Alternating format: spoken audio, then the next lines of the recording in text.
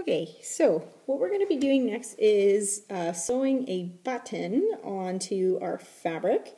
So what we need is, once again, we're going to use an arm's length worth of thread. We're going to fold it in half and tie a knot. So you guys should have already learned how to do this with our last two. So if you need to review that, look at the video. Okay, so we've got our knot, we've got our thread on here, we've got our sewing needle. That's from that. We've got our button and our thread. Okay, so, and our fabric. So what we need to do is look, and you can see the two knots are here and here, and here as well. And so we want to put our button on the side that does not have the knots. This is the side that we want to keep nice and clean. So the first thing we're going to do is line up our button into the middle. Okay, and figure out where we have to put our thread through. Now, keep in mind, the way that we're doing this is much different than the way that we'll be doing it on our teddy bears, because when we go to sew our teddy bears, it's going to be folded in half, and we're not going to want to sew through the whole teddy bear, otherwise he's going to have a bunch of threads on the back of his head, and it's going to look like he has a really strange haircut.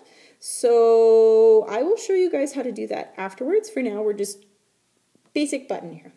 So the first thing I did was figure out where I needed to stick through the needle in order to go through one of the holes. So we've done that, and then what we're going to do is pull all the way through until we catch the knot. Then the next thing you're going to do is find the hole that is directly beside it. Okay, so across from it, and not this one or this one, we want this one. Okay, I'm going to put our needle through it. Okay, just like that all the way through. Okay, the next one, again, going to start close. You don't want to start from way over here. You want to start close to where that knot is. Put it through and back through the hole that is across, like that. So we're going to do this a couple of times. Got to make sure that we're going through the right one. A couple of times. You want to do it at least 3 times just to make sure that the button is not coming off, it's not loose, and it's not going anywhere. Okay, and it will get a little bit harder to sew as you get going because the thread gets kind of thick. Okay, I think that's pretty good.